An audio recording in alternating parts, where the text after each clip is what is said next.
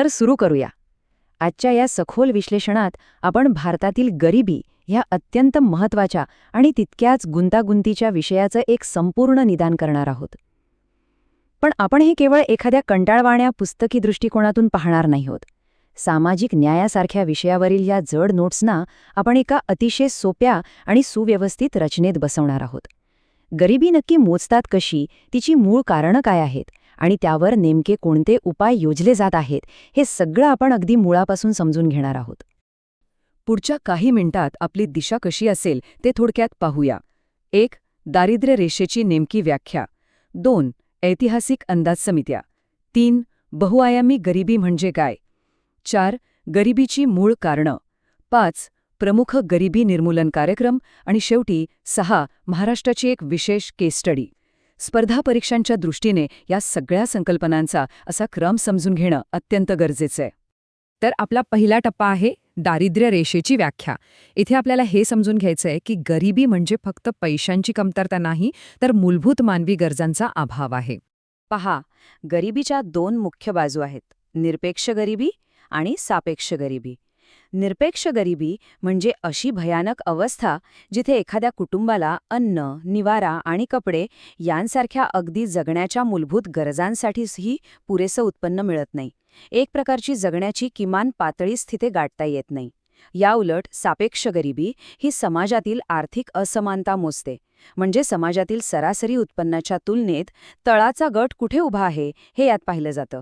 पण हे लक्षात घेणं खूप महत्त्वाचं आहे की भारतासारख्या देशात आपण बेसलाईन ठरवण्यासाठी पारंपरिकपणे एका विशिष्ट दारिद्र्य रेषेचा वापर करून निरपेक्ष गरिबीवरच जास्त लक्ष केंद्रित करतो. आता वळूया दुसऱ्या टप्प्याकडे, ऐतिहासिक अंदाज समित्या. ही दारिद्र्य रेषा अधिकृतपणे ठरवण्यासाठी आपल्याकडे नेमके कोणते प्रयत्न झाले हे जाणून घेणं खूप रंजक आहे. अधिकृत मोजमापाचा हा प्रवास कसा उलगडत गेला ते बघा.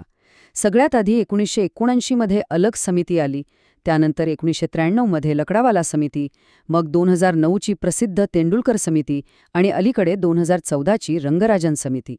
अर्थव्यवस्थेचं मोजमाप दशकानुदशके कसं प्रगत होत गेलं हे या कालक्रमानुसार आपल्या स्पष्ट लक्षात येतं. आता यातली सर्वात महत्त्वाची आणि रंजक गोष्ट काय माहितीये का? या समित्यांनी गरिबी मोजल्याची पद्धत कशी बदलली ते. सुरुवातीला 1969च्या अलग समितीने फक्त कॅलरीज मोजल्या. म्हणजे ग्रामीण भागात 2400 आणि शहरी भागात 2100 कॅलरीज मिळतात का एवढंच पाहिलं. मग लकडावाला समितीने राज्यानुसार वेगवेगळे निर्देशांक वापरले. पण खरा मोठा बदल आणला तो 2009च्या तेंडुलकर समितीने. त्यांनी फक्त अन्नावर न थांबता पहिल्यांदाच शिक्षण आणि आरोग्यावरील मासिक दरडोई खर्चाचा विचार केला. हे खरोखरच एक मोठं पाऊल होतं. आणि त्यानंतर 2014 मध्ये रंगराजन समितीने खर्चासोबतच चरबी आणि प्रथिनांच्या आवश्यक प्रमाणाचीही त्यात अगदी अचूक भर घातली. आता आपण तिसऱ्या टप्प्यावर आहोत, बहुआयामी गरिबीकडे वाटचाल. पारंपरिक मोजमापाकडून आजकाल आपण एका नव्या आणि खूप व्यापक अशा दृष्टिकोनाकडे वळलो आहोत. हा नवा दृष्टिकोन म्हणजे मल्टी डायमेन्शनल किंवा बहुआयामी गरिबी.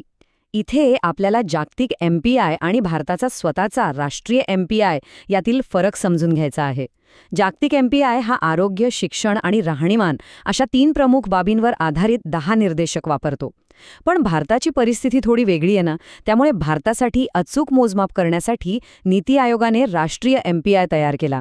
या जागतिक पातळीवरील त्या 10 निर्देशकांसोबतच प्रसूतीपूर्व काळजी आणि बँक खाती या 2 अत्यंत महत्त्वाच्या घटकांची भारताच्या दृष्टीने भर घालण्यात आली आहे. 12 हो, एकूण 12 निर्देशक. हा आकडा खूप महत्त्वाचा आहे. भारताच्या राष्ट्रीय MPI मध्ये हे 12 विशिष्ट निकष तपासले जातात. आणि इथे खरंच खूप सकारात्मक बातमी आहे. नीती आयोगाच्या 2023च्या अहवालानुसार आपल्याकडे बहुआयामी गरिबीत अतिशय वेगाने घट झाली आहे. विशेषतः उत्तर प्रदेश, बिहार आणि मध्य प्रदेश या राज्यांमध्ये गरिबीतून बाहेर पडणाऱ्यांची संख्या लक्षणीय आहे. हे खरंच एक अत्यंत आशादायी चित्र आहे. आत्तापर्यंत आपण गरिबीची लक्षणं आणि ती मोजण्याची पद्धत पाहिली. पण आपला चौथा टप्पा खूप महत्त्वाचा आहे, गरिबीची मूळ कारणे शोधणे. आजार समजला, आता रोगाचं मूळ काय आहे ते शोधूया. ही गुंतागुंतीची कारणं आपण 4 स्पष्ट भागांत विभागूया, म्हणजे लक्षात ठेवायला सोपं जाईल. पहिलं ऐतिहासिक कारण, दादाभाई नौरोजींनी सांगितलेला तो वसाहतकालीन संपत्तीचा निचरा, जिथे ब्रिटिशांनी आपली अर्थव्यवस्था अक्षरशः ओरबाडून काढली. दुसरं आर्थिक कारण, वाढती महागाई आणि शेतीतून मिळणारे अतिशय कमी उत्पन्न. तिसरं आहे लोकसंख्याशास्त्रीय कारण, वाढत्या लोकसंख्येचा साधनसंपत्तीवर पडणारा प्रचंड ताण.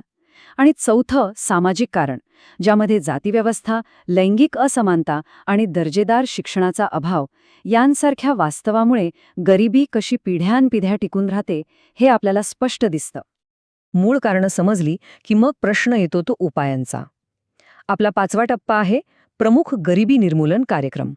या प्रणालीगत कारणांवर मात करण्यासाठी सरकारने नेमक्या कोणत्या उपाययोजना केल्या आहेत ते पाहूया.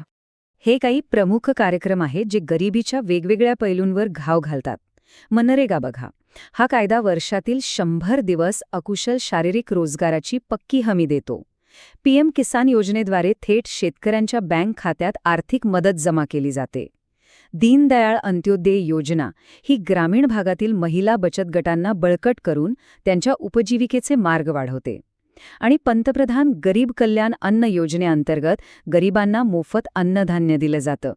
म्हणजे बघा, रोजगार, थेट आर्थिक मदत, उपजीविका आणि अन्नाची सुरक्षा या चारही बाजूंनी गरिबीवर कसा प्रहार केला जातोय हे यावरून स्पष्ट होतं. आता हे सर्व राष्ट्रीय पातळीवरील मोठे विचार आपण एका विशिष्ट उदाहरणातून समजून घेऊया. आपला 6वा आणि शेवटचा टप्पा, केस स्टडी महाराष्ट्र. प्रादेशिक असमतोल कसा असतो हे आपण यात पाहणार आहोत. महाराष्ट्र हे देशातील सर्वात श्रीमंत राज्यांपैकी एक आहे हे आपल्याला माहिती आहेच. पण इथे एक मोठं विरोधाभासाचं चित्र दिसतं. एका बाजूला मुंबई, पुणे आणि नाशिकचा हा झगमगणारा सुवर्ण त्रिकोण आहे, जिथे राज्याची प्रचंड मोठी संपत्ती आणि विकास केंद्रित झालाय. आणि अगदी त्याच राज्यात दुसऱ्या बाजूला विदर्भ आणि मराठवाड्यासारखी प्रदेश आहेत, जे विकासाच्या बाबतीत आजही खूप मागे आहेत. राज्याचे जे मानव विकास अहवाल येतात त्यात जिल्ह्यांमधील ही टोकाची आर्थिक आणि विकासात्मक दरी आपल्याला अगदी स्पष्टपणे नोंदवलेली दिसते.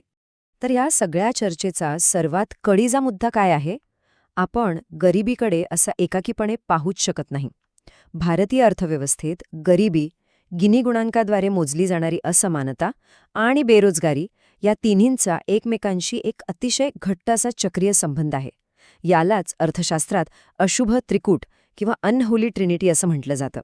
हे त्रिकूट एका दुष्टचक्रासारखं काम करतं आणि आजच्या या आपल्या संपूर्ण विश्लेषणाचा हा सर्वात महत्त्वाचा आणि मध्यवर्ती निष्कर्ष आहे.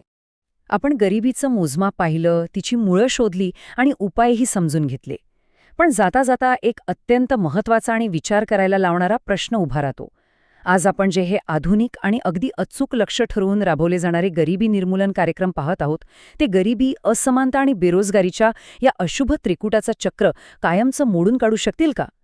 सार्वजनिक धोरणांची ताकद आणि मर्यादा किती आहेत हे शोधण्यासाठी हा प्रश्न नक्कीच एक नवी दिशा देतो. या सखोल विश्लेषणात सोबत राहिल्याबद्दल धन्यवाद. लवकरच पुन्हा भेटूया.